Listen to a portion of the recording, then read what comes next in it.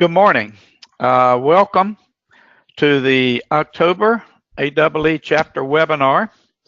We have an exciting speaker for you today. Carl Salas will be talking to you all the way from California today. So we are going to be talking about guidance on AEE International Award submissions. Carl is the gentleman that pulls these together for us, and he will be presenting in just a few minutes about some of the ideas and how the process works. So if you're interested in making submissions for AEE International Awards this coming year, you'll certainly want to be paying attention to this. Carl, if you would, go ahead and take over. Okay, I think you are looking at the agenda, and I just thought I'd touch on it.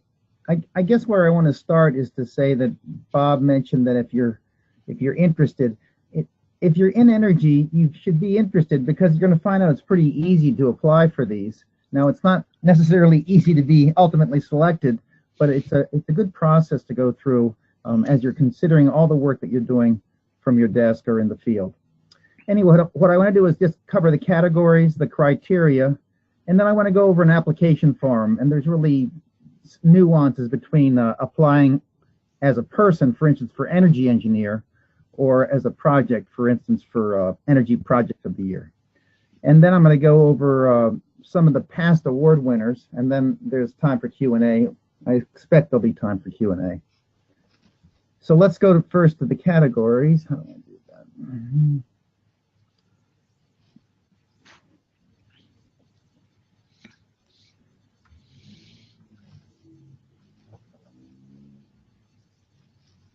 For some reason, my categories aren't coming up here. Sorry. Forgive me here, technical difficulties.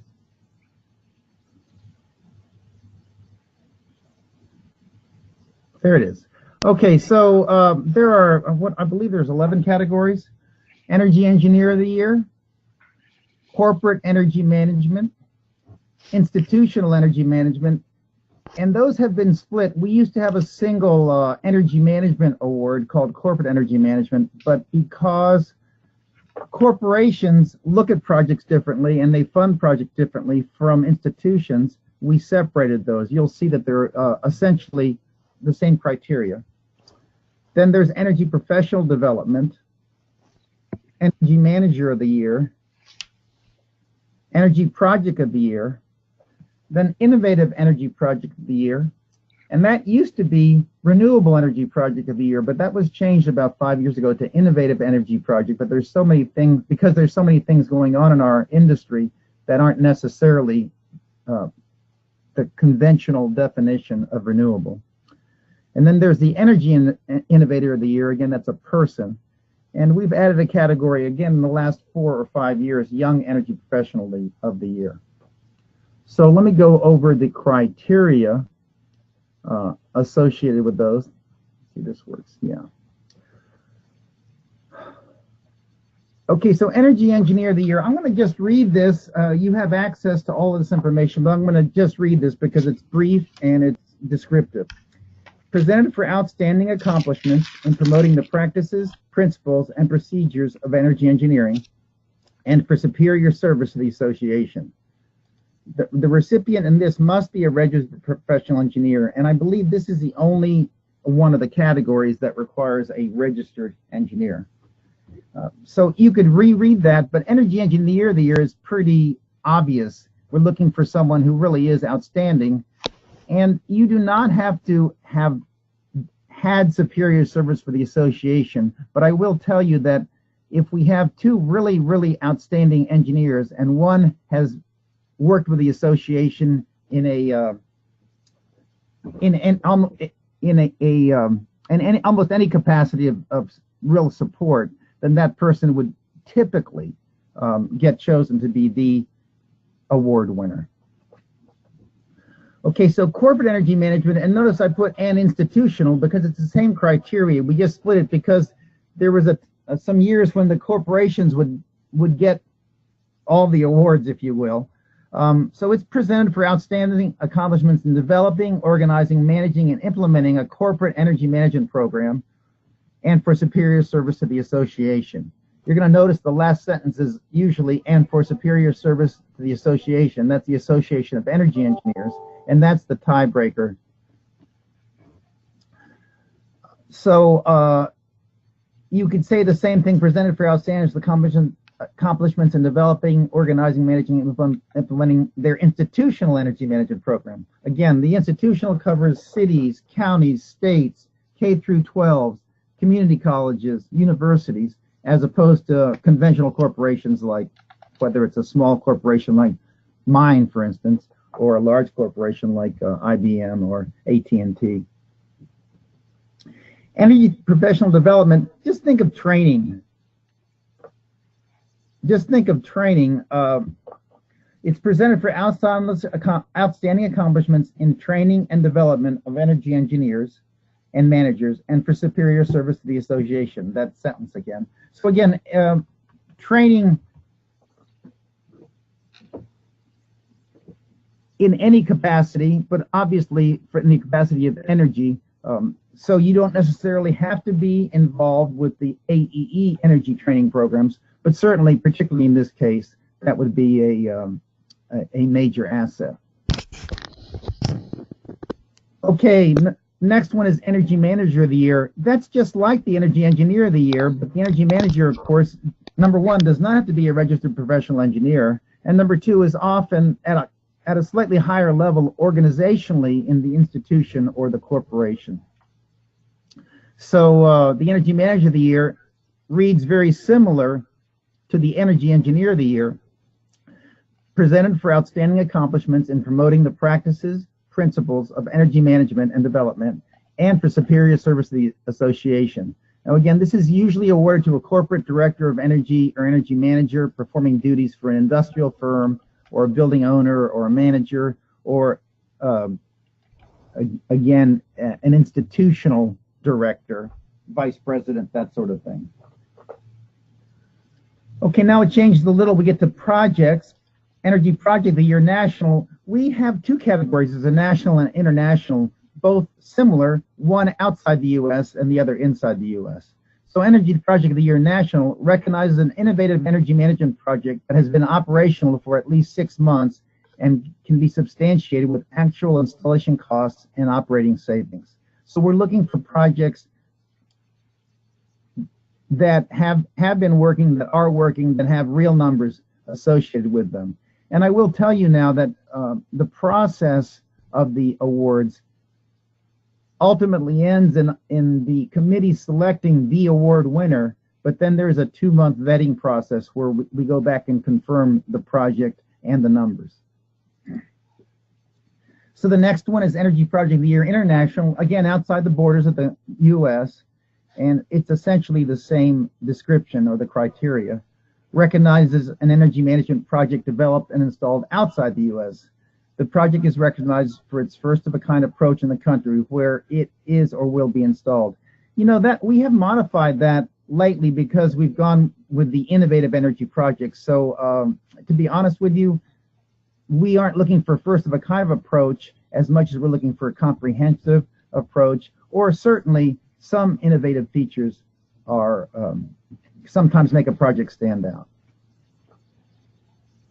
Now we go to the Innovative Energy Project of the Year, and that raises innovative, it says renewable energy project here, but we're looking for particularly interesting energy projects. And I'm going to show you some examples later of past winners that I think will help you understand the nuance, the difference between the Energy Project of the Year, national and international, and the Innovative Energy Project of the Year. Once again, it has to be operational. It has to be operational for 6 months. The numbers are vetted. The costs are vetted. And again, it's the last sentence there, it's a broad category, and all projects are given fair consideration. And you will see that again in some of the past award winners. Energy Innovator of the Year. The award is presented to an individual for outstanding achievements and innovation, promoting the adoption of renewable or other green energy technologies. So again, we're looking for an individual person here, and we're looking for something particularly innovative. You will see that in the examples I show you. Funny, we added this category 4 or 5 years ago.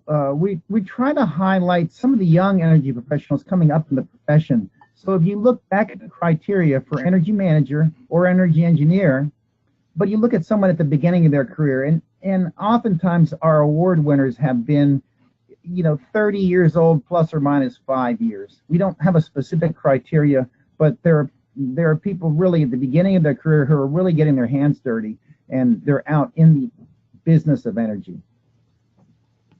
So I don't know that any questions are coming in. I guess if anybody has a question, you're welcome to ask. But this, I think what will add to this is when I show you the past award winners, an example of the past award winners. Now, when we started, I mentioned that it's a fairly simple, the application process is fairly simple. I don't have the exact date, but typically it's just after the first of the year. You'll go to the AEE website, and there is basically a application form, and it has a number of drop-down menus, and I thought what I'd do is just go over the form briefly. You are going to see it is pretty straightforward and fairly simple, and as I mentioned, it is nice to put yourself through this process, number one, because sometime in the future, you may become the Energy Engineer of the Year, or you may be associated with the Energy Project of the Year. And I think by knowing the process and going through, especially these forms, it'll help you think, hey, maybe I should be applying this year.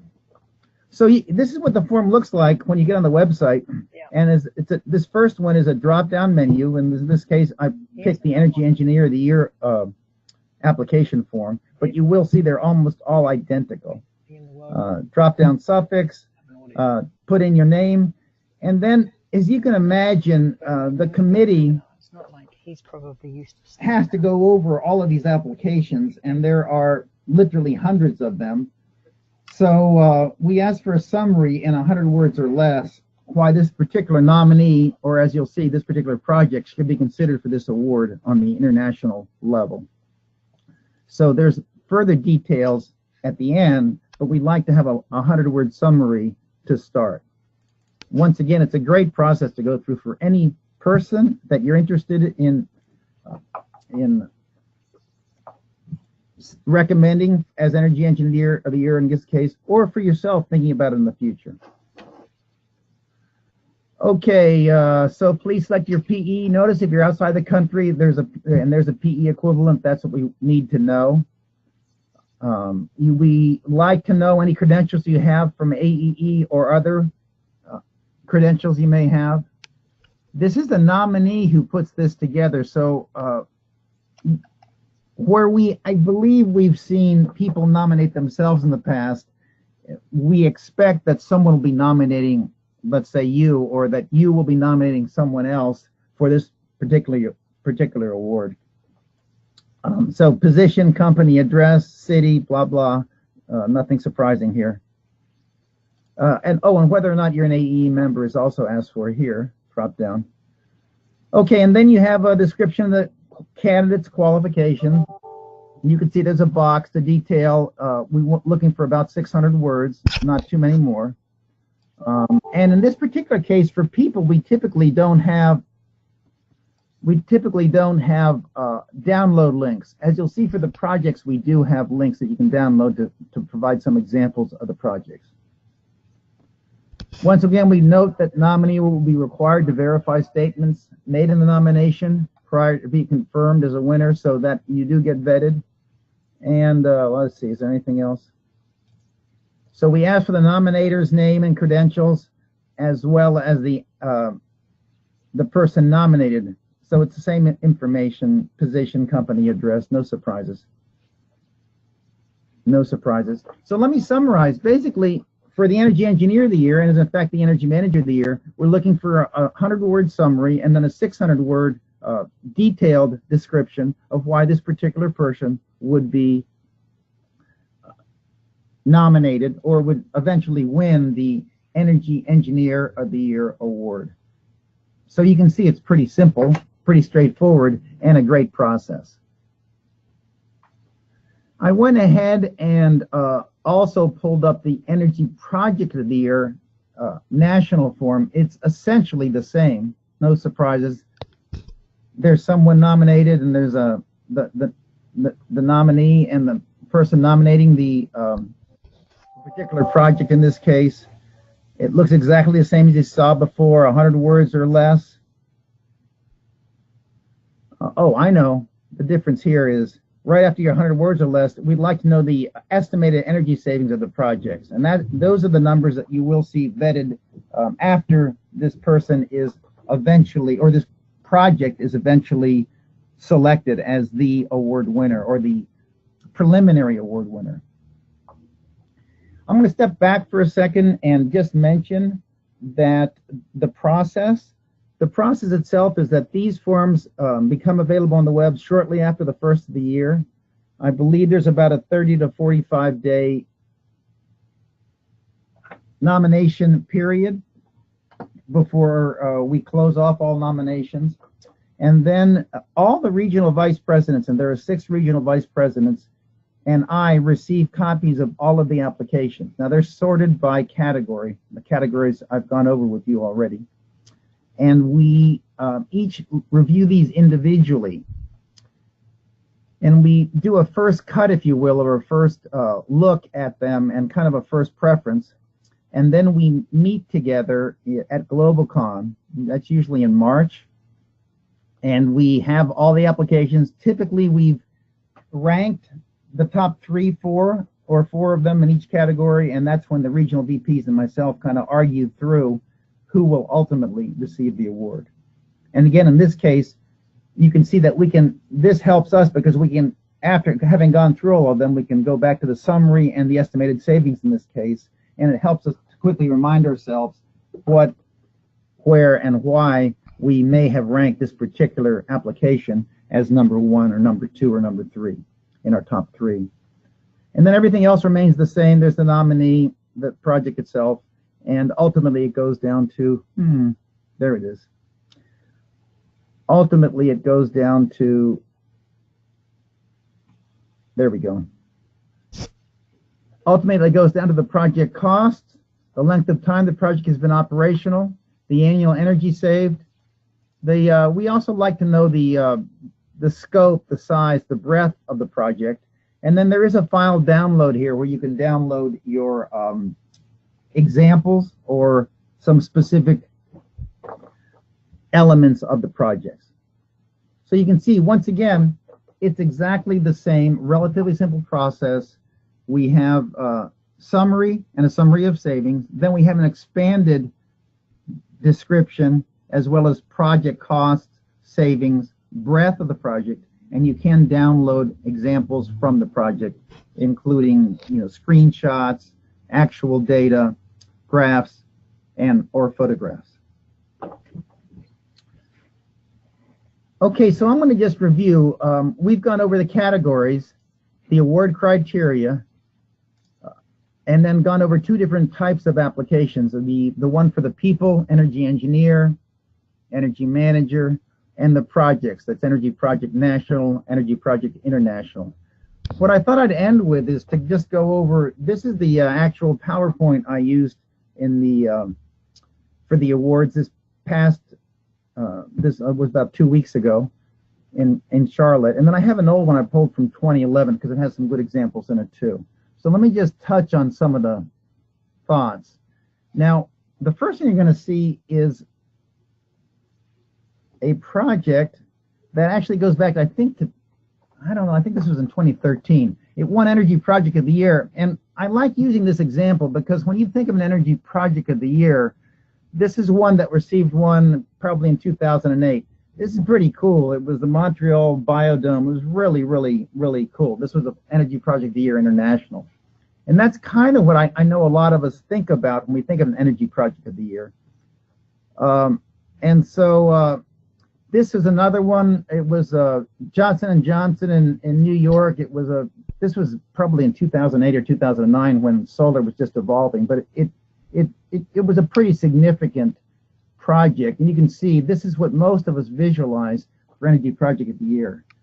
But where I like to encourage people to think about. When you look at something like this, that doesn't look like the Energy Project of the Year now, does it? But actually, this was a project the city of Irvine nominated some years ago. And basically what they did, they had an HVAC replacement project, and here's what it looked like at the end. They went ahead with very high efficiency cooling, solar systems right on top of the units on the roof, and they added skylights. And it was so, in a way, it was so mundane. Wait a minute, this is just an HVAC replacement project. But it's also so innovative, and the innovation was, hey, we realize that where all our energy goes and where the opportunities are is projects that are being funded. In this case, it was a maintenance project that was funded, and they turned it into not only an energy project, but a project that became the Energy Project of the Year. So I'd like to encourage people to never forget that every single project you're working on in engineering has an energy aspect to it, and the most mundane project can, and in fact has become, the Energy Project of the Year. Okay, this is just, I'm going to just blow through this from a couple of weeks ago. This Energy Engineer of the Year actually was from, I believe she was from India. So again, we don't have any limits on where you're coming from. We were looking for someone who really stands out for the criteria I mentioned. Corporate Energy Management last year was Baxter Healthcare. You can see they had what most people have seen as energy projects. Nothing here, a new chiller, boiler replacement. There was a lot of controls things. But Corporate Energy Management really involved, they had a long-term at a corporate level where they had criteria for savings each year, that hard criteria that had to be documented each year. And so it was really the program as well as the projects as a part of that program that had them standing out. Let's see. British Columbia, very similar. Nothing that you haven't seen before, but they had a program with hard criteria for not only energy savings and cost savings, but greenhouse gas savings. Energy Professional Development. You can look at the criteria. I won't spend any time on this, but this gentleman had not only been in the industry and doing things from a project standpoint, but he'd been very aggressive in training, not only within AEE, but also exterior to AEE. This guy has been training, this guy has been doing energy projects, energy renewable projects, energy performance contracts since they first started. He had huge credentials, and to be honest with you, it was pretty easy this year, and it's not some years for this guy to float to the top, and everyone agree unanimously that he deserved it. National project. Oh, this was just a simple retro-commissioning, except it happened to be in the largest and busiest airport in the world. And again, nothing you haven't seen, but the scope and the breadth was huge. Now, I remember saying at the presentation that big isn't always better. And in this case, the Energy Project of the Year International was a relatively small project, but it was at the cradle of mankind. And it was a really comprehensive project with a little bit of water conservation, renewable energy, HVAC upgrades, lighting upgrades, and in a pretty unique place. So whereas we oftentimes have a difficult challenge in picking the Energy Project of the Year, national or international, it was what helped this one a little, I have to admit, is that it was in the cradle of mankind, and it was so comprehensive. That's the cradle of mankind for your information. Let's see, Innovative Energy Project of the Year. I can't even remember which one this was. Oh yeah, this is a pretty interesting project. We had never given out something like this before. Instead of having a pipeline to transfer natural gas from the cargo ship to the mainland, it was a very innovative and interesting, you can see this, a ship, if you will, that transferred. It's fascinating, saved energy, capital, and even safety oriented, and so it stood out this year particularly. Now again, compare this to the HVAC project the city of Irvine did, and you can see the breadth and the depth of the kind of projects we look at. Oh, this Energy Innovator of the Year, this young lady it's one of those things again that small isn't necessarily better, because I mean big isn't necessarily better. She was doing training for energy in a third world country, and she took students who didn't even have teachers, didn't even have classrooms, and she had a pretty comprehensive program that trained them in energy efficiency. So not only was she taking some pretty limited area, students with very limited resources, but really focusing them on energy. It was really, really kind of exciting. Young energy professionals, we get scores of application for young energy professional. I can just show you their pictures. You can see this young gentleman on the left was from Jordan, the gentleman from the right was from Tokyo chapter, and the young lady in the center was from, I think, Wisconsin. So again, these people stand out. They're pretty young. In all cases, they were really doing projects, working with programs, and they had a very good description in their applications. Well, it's about time. It's almost a half hour. I think I've covered pretty much everything you would need to know relative to categories, criteria, the application itself, and some examples. So I really do. If you have a question or two, I can answer it. But I really encourage all of you to consider applying. Ed. Carl, we do have one question. Okay. Cynthia typed in, are the awardees members, or do we have an expectation or desire to have these awardees as members one day? Well, we expect that one day everybody in the world will be a member. So the second question, yes, we'd like a multiple member, but no, many times, whether it's a corporation or an individual, they are not necessarily members. As I did mention, the deal breaker, or the tiebreaker, if you will, is the service to the organization. So if we had a member and a non-member who were both had risen to the very top, and we were arguing about who should get the actual award, it would likely go to the member. Carl, Bob Starling here. I have a question for you. Should an application not be selected on any given year, should that application possibly be resubmitted the following year? Absolutely. You've gone through the effort, and I know that only once or twice in my experience have we seen that happen. But yes, definitely, you should definitely. It's a good process, and we don't look back. We only look back if someone has won an award in the past. We never looked back to see if someone has applied or not applied. We look at each application as fresh. And there's a huge it's huge competition. So the difference between number one and number two is tiny. It's very tiny. So yes, please, they should definitely reapply. Okay, thank you very much. Carl, you've given us some wonderful information on international awards. As you mentioned, it's just a few months before that process begins again. Having been a regional vice president and sat through some of the reviews there, I do know, as you have said, the competition is intense for these, and often it's a very, very thin margin between the actual winner and those that were nominated for those positions. So thank you very much for everything that you had to say here today. We have gotten this this presentation has been recorded, and for those of you who were participating today, you'll be able to see that and go back over it. And the actual category descriptions are on the AEE website. So in the event that you're looking for that type of information, you can get it there. I would like to bring back, make myself the presenter again, and I thank you, Carl, again for your great information and encouragement. I'd like to encourage those of you out there to make the submissions. It's really not that difficult to do, and being an international award winner is pretty significant.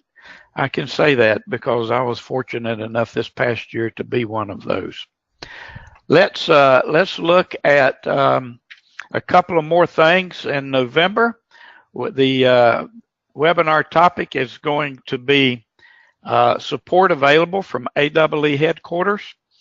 And that meeting will be, that webinar, will be held on the 15th of November. And the reason it's on the 15th instead of the fourth Thursday is there's something else occurring on that Thursday, and that's Thanksgiving. And we certainly don't want to impact or interfere in any way with that information. That particular holiday, Then one other thing I'd like to recommend, and I've noticed this on every one of the webinars, once you receive an invitation to one of the webinars that Sharon sends out, go ahead and register. If you'll go ahead and register, it'll be a lot easier to get in to the webinar when it actually begins. I noticed a number of folks that are in attendance today came in downstream of the beginning of that webinar, and you can enter immediately and you don't miss the front end of it.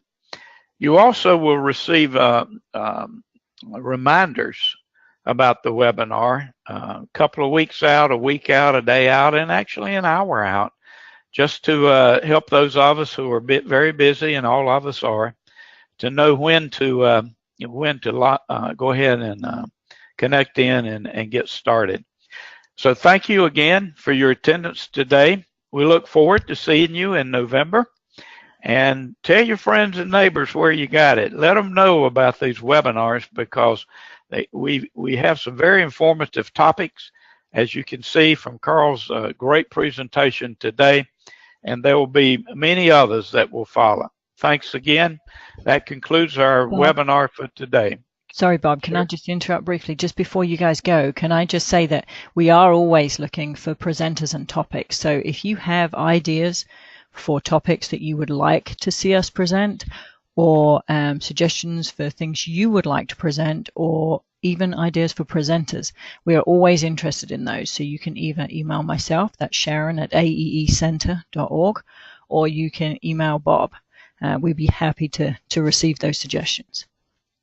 We not only would be very happy to, as Sharon says, we're desperate. We need to get those that information. So send us your ideas and thoughts and potential presenters, and we'll follow up on them. I personally will guarantee you of doing that. Thank you, Sharon, for mentioning that. We always are looking for presenters and topics of interest. We can come up with topics, but we'd whole lot rather have topics that you, our webinar attendees, are interested in. Those are the ones that are the best. Thank you again for your attendance today. We'll talk to you in November.